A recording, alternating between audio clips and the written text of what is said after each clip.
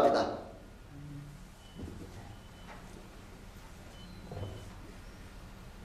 네, 저는 오늘 누가복음 23장 32절로 43절의 말씀을 가지고 두 행악자와 구원이라고 하는 그런 제목으로 여러분들과 함께 은혜 나눠보려고 합니다.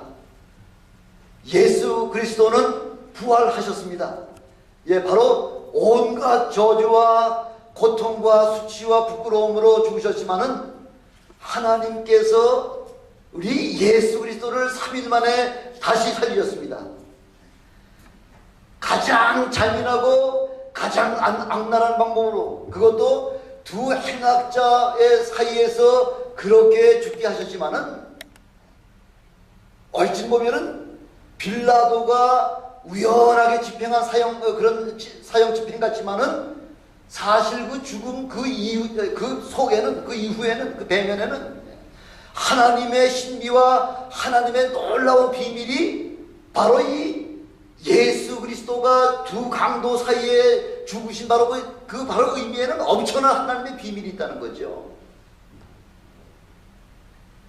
왜 하나님께서는 두 강도 사이에서 예수님을 죽게 하셨느냐는 거죠. 바로 이것이 그 하나님의 그 비밀이 바로 그 가운데 있다는 거죠. 왜 그러냐면은 그 수많은 사람들 가운데에 예수님을 두 행악자 가운데서 죽게 하신 그 이유가 뭐냐면요, 바로 두 행악자야말로 우리 모든 인간을 대표하는 바로 그런 사람들이라는 거죠. 여기 앉아 계신 분을 위시해서 세상의 모든 그 사람들 일들이 다 따져봤자 그 강도들과의 우리의 삶이 50, 500%라는 거죠. 그렇게 큰 차이가 없다는 거죠. 예, 조금 더 큰 죄를 저지르느냐 아니면 적은 죄를 저지르느냐 그 차이지, 강도나 우리나 똑같은 그런 죄인의 한 사람이라고 하는 것은 거기에 의심할 여지가 없다는 겁니다. 그래서 우리 하나님께서는 바로 두 강도를 선택하셔서 그 가운데에 죄악 가운데 아직 머물러 있는 그런 인간의 한 부류와 그 가운데서 그 예수 그리스도의 의대로 말미암아 구원받는 그 엄청난 구원의 역사를 이 두 강도를 통해서 우리에게 지금 보여주고 계시는 거죠. 우리 선지자들의 그 대략 한 1500년 어간에 걸쳐가지고서 그렇게 우리에게 예언한 모든 예언의 말씀은 처음부터 끝까지 완벽한 하나님의 스케줄에 의해서 그렇게 예언이 되어 있다는 겁니다. 예수님께서 행악자들 사이에서 죽으실 것과 또 이방인의 손에 의해서 죽으실 것, 아니면 또 나무에 달려 죽으실 것과 누구의 손에 의해서 팔리실 것까지 이미 이 예언 선지자들을 통해서 이미 다 이야기해 놓으신 거죠. 그것뿐만이 아니지 않습니까?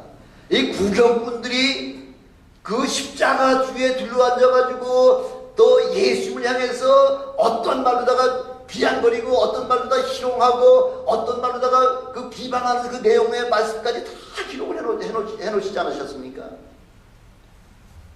그것뿐만 아니라 예수님의 겉옷은 제비가 나무 같고 예수의 속옷은 통으로 짠 것이기 때문에 제비 뽑아서 뽑혀가지고 가져갈 것까지, 예수님의 옷을 나무 받고 제비 뽑는 것까지 이미 다 구약성경에 예언을 해놓고 계시죠.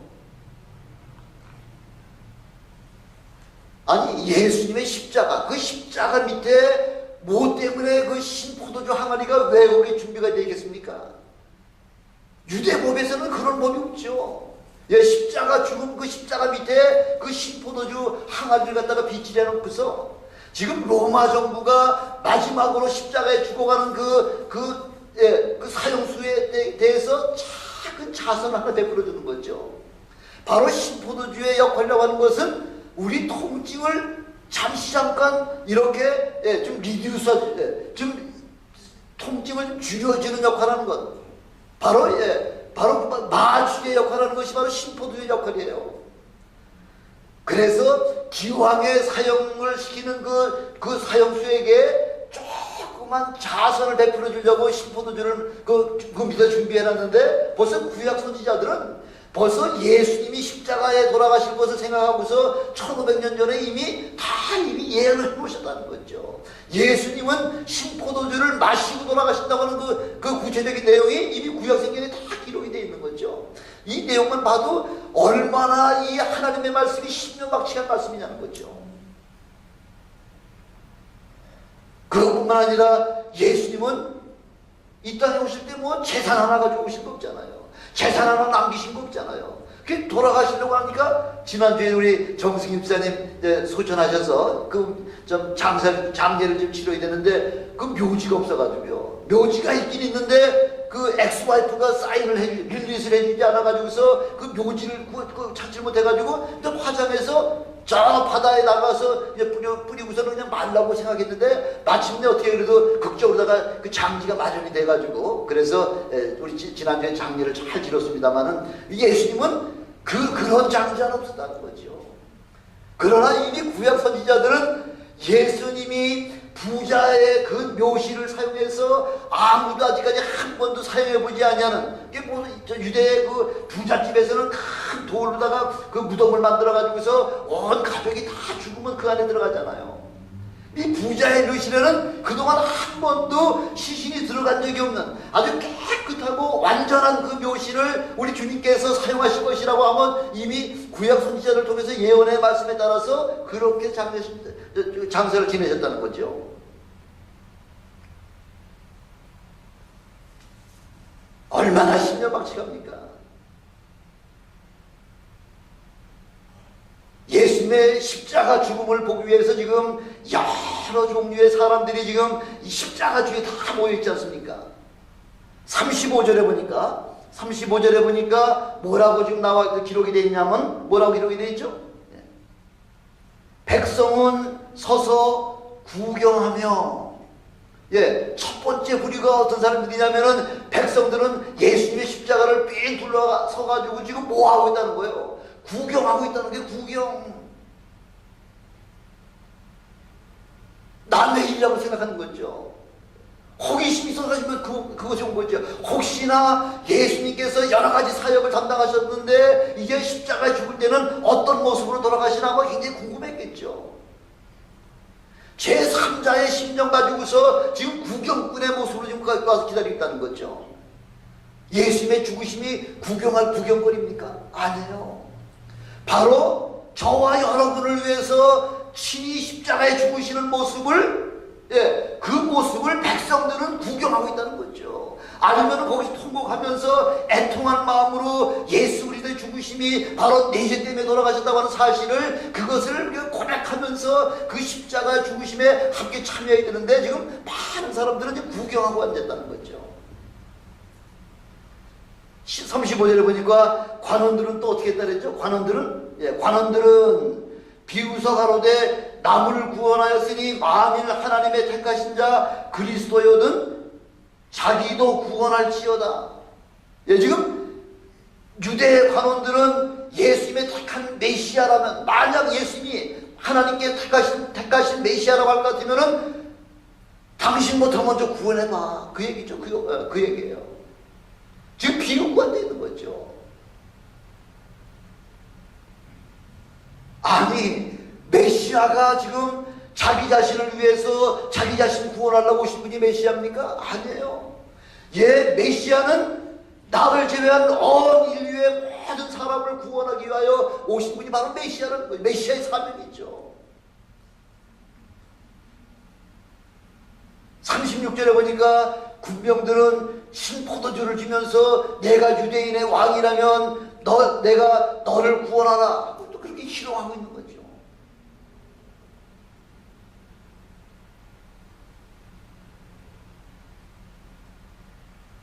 그러나 우리 예수님께서는 묵묵히 그 모든 희롱과 그 원망과 그런 그 모든 그런 비웃음과 이런 욕하는 모든 문제까지를 들으면서도 아무 말씀 안 하시죠.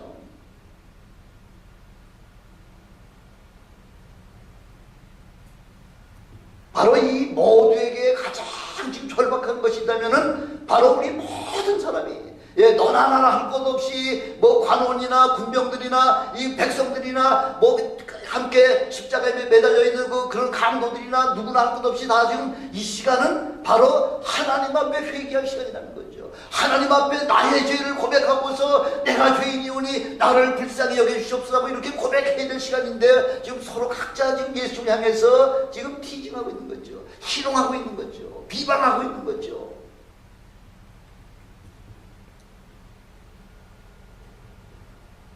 바로 이런 것이 우리의 모습이라는, 우리의 자화상이라는 거죠.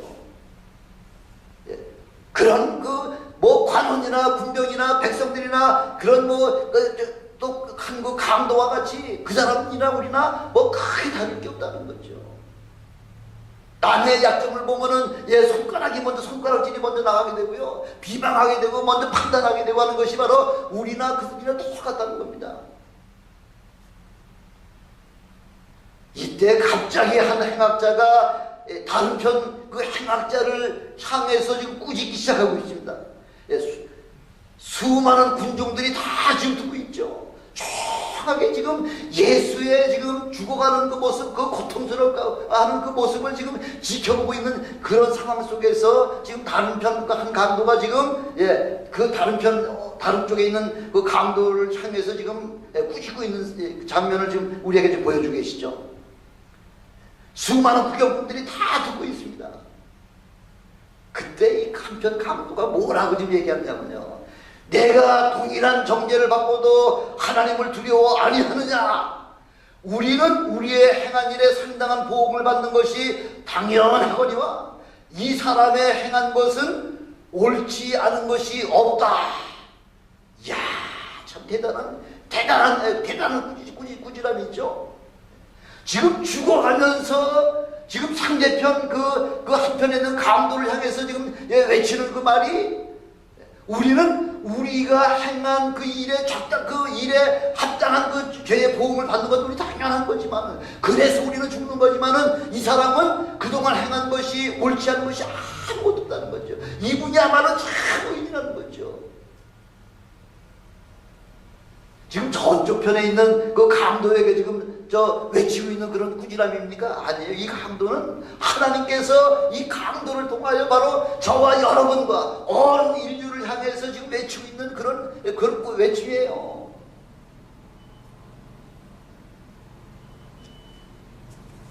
이 행악자가 언제 뭐 예수님을 따라다니면서 예수님 앞에 은혜 받은 사람 아니에요. 예수님에 대해서 전혀 모르면서 지금 십자가를 짊어지고 지금 갈보리 산에다가 지금 올라가면서 처음 오르다가 아마 예수를 만났을 겁니다. 예수님께서 십자가에 달리시면서 7마디 말씀하신 중에 거의 제일 마지막에 다 이루었다 하고서 마지막 승리의 선포를 갖다가 외치실 때도, 또 예수님께서 십자가에 죽으시고 그 성전 휘장이 위에서부터 아래까지 둘 다가 쪼개지면서 지성소는 아무도 들여다보지 못했죠. 이분 대제사장이라고 하더라도 1년에 한 번밖에 들어가지 못하는 거예요. 제사장들은 감히 지성소 들어가지 못하고, 지성소에 그 조그만 부분이라도 들여다보았다 하면 그 즉시 죽게 되거든요. 이렇게 엄청나게 그 경건한 장소, 하나님을 만나는 장소가 바로 지성소인데, 그 지성소가 그 휘장이 쫙 둘로 다 쪼개지면서 드디어 지성소가 온 세상에 공개되기 시작한 거죠. 근데 그 사건을 지금 다른 이 강도는 지금 체험한 적이 없습니다.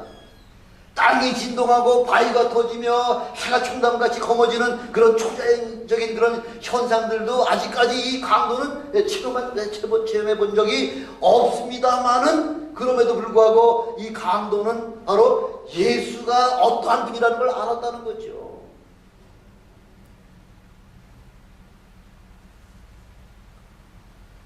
이런 이 두 강도를 보면서 우리 하나님께서는 사람들의 마음을 강팍하게 하시고요, 사람들의 마음을 변화시켜서 예수 그리스도의 그런 복음의 그 주인 보는 죄가 없으시다고 하는 것을 증거하기도 하시는 분이 바로 우리 하나님 아버지의 그 완벽한 계획이시라는 겁니다.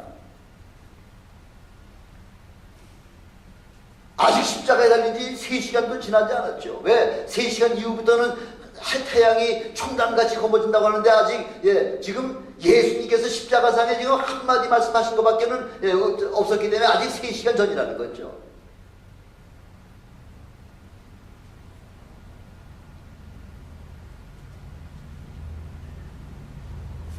어느 인간 하나 온전한 사람은 아무도 없습니다. 왜냐하면 우리 모든 인간은 전적으로 타락한 인간이기 때문에 그 본성이 아담의 원죄가 바로 우리 모두에게 자리 잡고 있기 때문에 모든 인간은 거룩하고 선한 부분이라고 하는 것은 물론 있기도 조그만 작은 부분이 있긴 있겠습니다만은 그러나 우리 모든 사람들의 그 본성 깊은 곳에는 죄악이 거의 우리 마음속에 다 자리 잡고 앉았다는 거죠.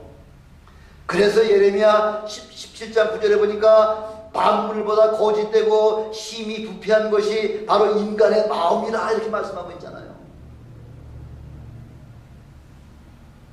아니 그 소도 자기의 구유를 안다고 그렇게 말씀하고 있잖아요. 소도 집에서 기르는 그 소도 자기 주인의 구유를 알고요. 개도 자기 주인의 그런 위험한 상황을 위해서 아주 죽기 살기로다가 그 주인을 보호해주고 주인의 그 안전을 위해서 막 밤새도록 밤잠 못 자면서 그렇게 부르짖는 그 모습을 보면서 인간들이 짐승만도 못한 사람들이 얼마나 많습니까?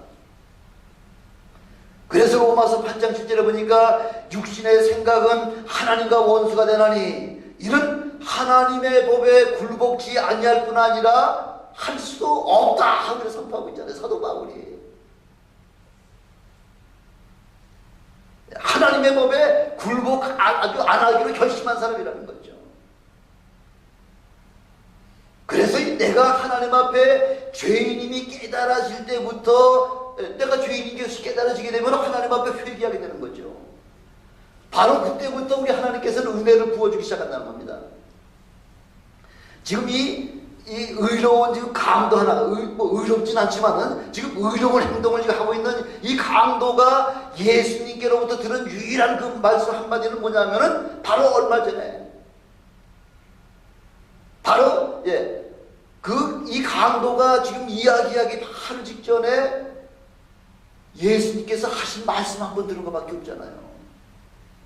아버지여 저희를 사하여 주옵소서 자기의 하는 것을 알지 못함이니이다 하고서 자기에게 지금 그 자기를 정죄하고 자기를 때리고 자기에게 침뱉고 능욕하는 그 사람들을 향해서 오히려 하나님 앞에 저들이 자기의 죄를 깨닫지 못해서 지금 짓는 죄이오니 저들을 용서해 주시옵소서 하는 이 말 한마디 들은 것밖에 없다는 거죠. 이 말씀 한마디에 아마도 그 강도의 마음의 문이 쫙 열리지 않았나 생각이 되네요. 그렇지 않고서는 예수님의 그 과거의 모든 그런 사항들이 이 강도는 전혀 깨달을 수가 없는 사람인데 이렇게 갑자기 예수 그리스도를 대신해서 그 모든 백성들을 향해서 담대하게 외칠 수 있었다고 하는 것은 바로 비로소 하나님께서 그 한 강도의 마음을 움직여 주셔서 그 마음의 문을 열게 하시고 모든 사람들을 향해서 하나님의 마음을 지금 아주 대신 그 대변하는 그런 상황이 바로 이 장면이라는 거죠.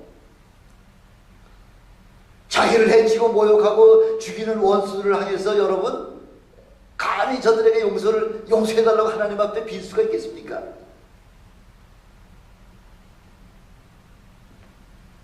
이렇게 하나님께서 우리의 마음의 그 한 부분을 탁취하실 때 그때부터 우리의 마음의 문이 열리기 시작하고요. 그때부터는 마음의 문이 열리면은 나의 신분이 나의 존재가 어떤 존재라는 것이 하나님 앞에 밝게 드러나게 되는 거죠. 바로 마음의 문이 열리면 내가 바로 하나님 앞에 죄인이구나 하는 것이 깨달아지게 되는 거죠. 내가 하나님 앞에 죄인이라고 깨달아지게 되면은 바로 회개가 튀어나오는 거죠.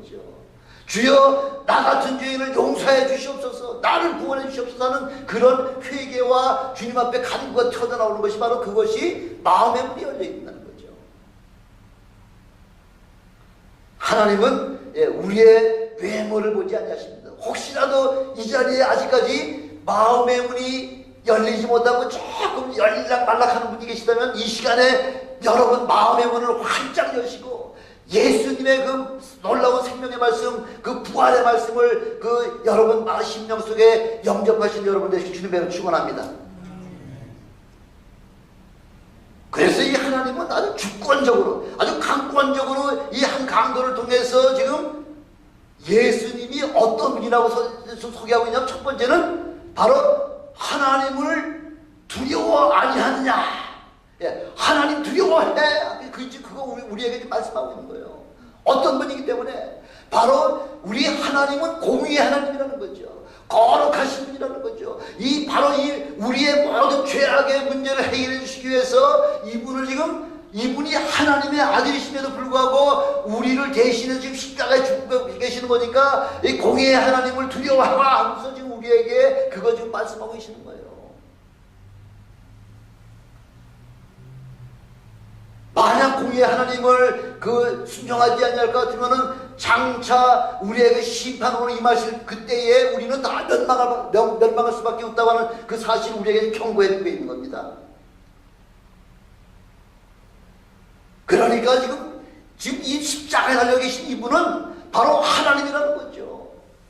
비록 지금 십자가의 죄인의 모습으로다가 지금 달려 계시고 지금 뭐 옷은 하나 입지 아니하고 벌거벗은 몸으로 있지만은 바로 이분은 하나님의 아들이라고 하는 사실을 바로 이 강도는 영적인 눈이 바짝 떠져가지고요. 그걸 깨달았다는 거죠. 얼마나 축복이세요. 하나님 마무리 여기지 말라는 거죠. 하나님 우습게 여기지 말라는 거죠. 하나님을 비방하거나 하나님 원망하지 말라는 거죠. 어떤 분인데 하나님이세요. 하나님의 그 모든 행사를 두려워하시는, 그래서 하나님 앞에 온전한 여러분 되시길 주님으로 축원합니다. 두 번째, 이 강도를 통해서 어떤 고백이 지금 나오나요? 우리는 우리의 행한 일에 상당한 보응을 받는 것이니 우리가 이렇게 십자가에 죽는 건 당연하다는 거죠. 당연하다는 거예요.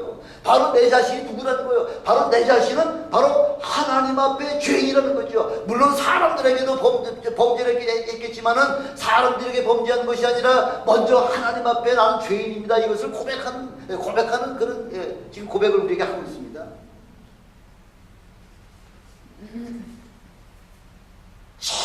최고의 축복은 내가 하나님 앞에 죄인입니다. 나를 용서해 주시옵소서 하는 그 바로 내 자신이 죄인인 것이 깨달아지는 것이 제일 최고의 축복이라는 거죠. 내가 무슨 죄를 졌어? 나 하늘과 윤동주 시인같이 하늘과 땅을 봐도 나는 한 점 부끄러워한 적 없다.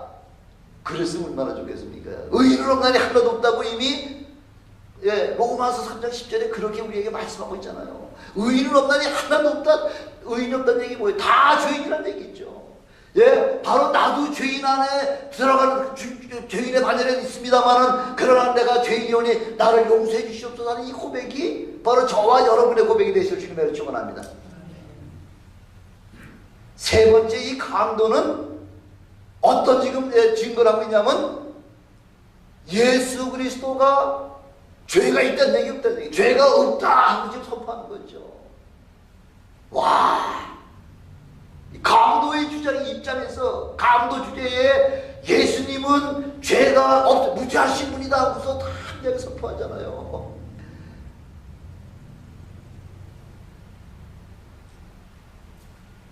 거의 대부분 어떤 분이 그 감옥에 가가지고요, 사형제 언도받은 분 아주 중대를 져가지고서 한 사람들하고 다 일일이 상담해 보면은 사람을 수십 명을 죽이고서도 나 죄 없다고 끝까지 항변하는 그런 죄인들, 어느 누구든지 어느 죄인인지 간에 내가 죄인입니다 고백하는 사람은 하나도 없다는 거죠. 나 죄 없다고 다 이렇게 강변하지만은 이 죄인만은 나는 죄인이라는 거죠. 그러나 이분만은, 내 옆에 계신 이분만은 그 옳지 않은 일을 행하신 적이 없다고 이렇게 선포하고 있는 거죠. 강도는 또 강도라고 또 그렇다 손치더라도 예수님의 무죄함을 갖다가 주장한 사람은 예수님의 죽음에 아주 결정적인 역할을 한 사람들이 예수가 죄가 없다고 고백하고 있잖아요. 어떤 사람이 대표적인 사람이 가룟 유다잖아요. 가룟 유다는 예수님을 십자가에 바로 매달려 죽게 한 바로 장본인이에요. 예수님을 팔았잖아요. 마태복음 27장 4절에 보니까 내가 무죄한 피를 팔고 죄를 범하였도다 하고서 이렇게 고백하잖아요. 내가 죄 없는 분을 죄 없는 자의 그 피를 내가 팔았습니다. 내가 죄인입니다 하고서 십자가 나무에 못 매달아 죽어버리잖아요. 총독 빌라도는 어떤 사람인가요? 총독 빌라도는 지금 유대 나라에서는 최고 재판 대법원장이 대법원장. 총독 빌라도는 누가복음 23장 14절에 보니까 내가 너희 고소하는 일에 대하여 이 사람에게 대해서 죄를 여러 가지 신문해봤지만은 이 사람에게서 나는 죄를 찾지를 못했다. 너의 고소하는 그런 일에 대하여 아무 죄를 찾지 못했다. 그래서 이 소속이 예수가 사는 그 지역이 갈릴리 지역이기 때문에 그 소관이 헤롯 왕의 소관이기 때문에 헤롯에게 보냈지만은 헤롯도 또한 그렇게 하여 아무 죄를 찾지 못해서 다시 내게로 보냈다. 이렇게 지금 이야기하는 거예요. 빌라도 총독이나 헤롯 왕까지도 아무리 그냥 수많은 유대 백성들이 막 고소하는 내용들을 집중적으로다가 아무리 조사를 해봐도 아무런 죄를 찾지 못했다는 거죠.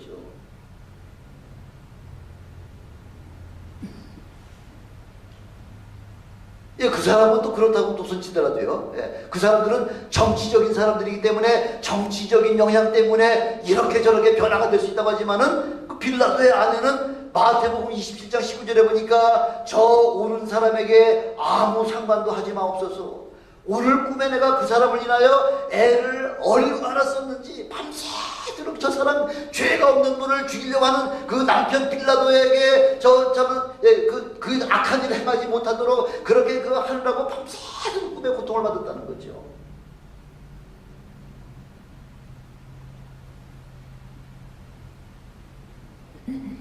이렇게 가장 중요한 사람들로부터 예수의 무죄를 증거하고 있습니다. 그게 참 신비한 일, 그게 그렇죠? 무죄한 자의 피 흘려 죽는 것이야말로 아무 죄가 없는 분이 피 흘려 죽으셔야만 되는 것이 바로 그게 하나님의 비밀이라는 거죠. 만약 죄가 조금이라도 있는 분이라고 할 것 같으면은 그분은 저와 여러분을 위해서 죽을 수가 없어요. 죽어봤자 한 소용이 없어요. 그러나 무죄한 피이기 때문에 그 무죄한 피를 통해서 온 인류의 죄악을 구원하시려고 하는 것이 바로 하나님의 놀라운 계획이라는 겁니다. 하나님의 비밀이라는 겁니다. 네 번째, 이 강도는 예수님의 인성과 예수님의 신성을 그렇게 고백했다는 거죠. 23장 42절에 보니까 예수를 통해서 이 십자가에 지금 달려 계시긴 하지만은 그분의 인성뿐만 아니라 예수 그리스도의 신성을 이 강도는 담대하게 고백하고 있는 거죠. 이렇게 영적인 눈이 떠 있는 사람이 또 어떤 사람이 있었나요? 어떤 사람이요? 예수님을 보자마자 이분은 하나님이시다. 이분은 세상죄를 지고 가는 하나님의 어린 양이로다 하면서 외친 사람 있잖아요. 세례 요한 같은 사람이요. 다들 지금 침례를 받으려고 지금 요단강에 쭉 지금 줄 서가지고 있어 지금 내 차례 기다리고 앉아 있는데 세례 요한은 딱 예수님을 바라보자마자 보라 세상죄를 지고 가는 하나님의 어린 양이로다. 사람들이 하나님의 어린 양이 어디 있어? 세례 요한의 눈에는 예수님을 바라보자마자 온 인류의 죄악을 위해서 친히 십자가에 피 흘려 죽으실 분인 그것이 눈에 확 보였듯이 바로 바로 이 강도도 예수님을 보자마자 바로 그분이 하나님의 아들이신 것이 그게 보여졌다는 거죠. 저는 여러분들이 전부 다 이렇게 영적 눈이 밝아져 가지고서 영적인 세계를 바라보시는 여러분 되시길 주님으로 축원합니다. 다섯 번째, 예수님이 어떤 분인 것이 깨달아졌냐면 구세주이신 것이 깨달아졌다는 거죠. 아버지여 저희를 사하여 주옵소서. 자기의 하는 일을 알지 못합니다. 그러니까 저 불쌍한 영혼들을 다 구원해 주시옵소서 하고서 주님이 하나님 앞에 구하는 그 모든 고백을 보면서 이 예수님은 바로 우리를 구원하려고 이 땅에 오신 바로 구세주구나. 뭐 남녀노소 어떠한 죄를 저질렀든지 간에 어떤 모든 그런 죄악이야말로 알지 못해서 저지른 죄이오니 저들이 참으로 눈이 밝아서 바로 하나님 앞에 회개할 수 있도록 도와주시옵소서. 바로 그분이 우리의 구세주이신 메시아이신 것을 그것을 우리에게 지금 보여주고 계신 거죠. 이 짤막한 한 구절에 기도하는 모습을 누가 들었을까요?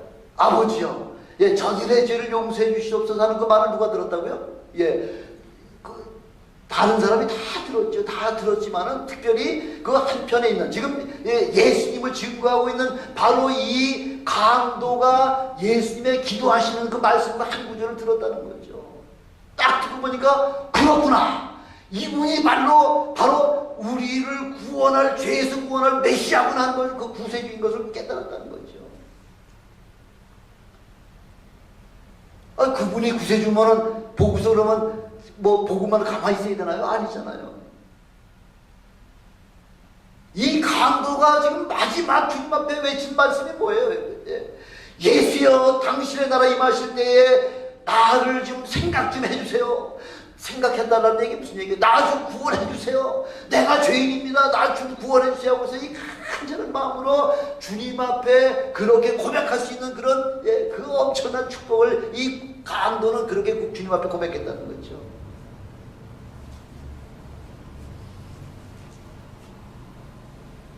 여러분, 예수가 바로 우리의 구세주입니다. 바로 구세주이신 예수님이 여러분들에게 발견되어 주시기를 주님으로 축원합니다.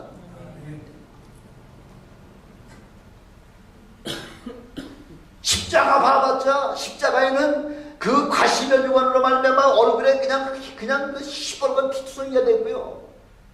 온몸은 벌거벗은 그런 아주 부끄러운 모습이 있죠. 오히려 그 외형적인 모습은 강도보다 더 비참하게 그 십자가에 지금 달려 계시잖아요.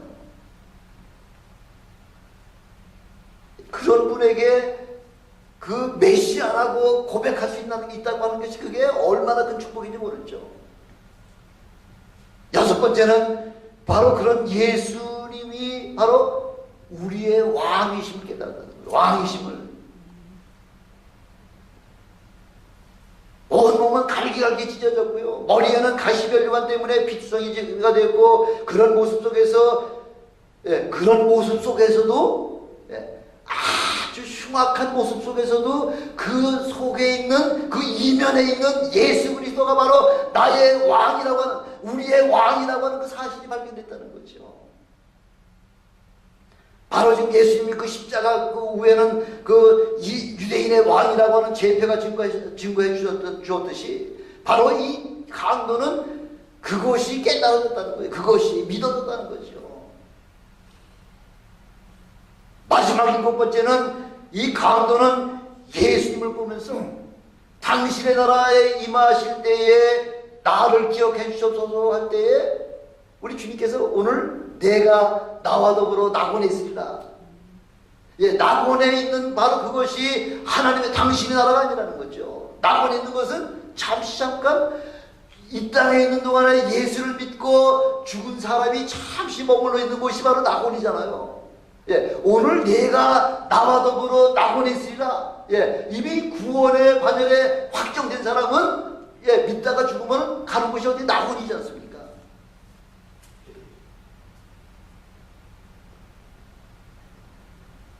바로 잠깐 낙원에 머물러 있다가 주님이 다시 오실 때가 바로 주님의 나라, 바로 주님의 나라, 영원한 그 나라가 바로 주님의 나라인 것을 이 강도는 깨달았다는 거죠.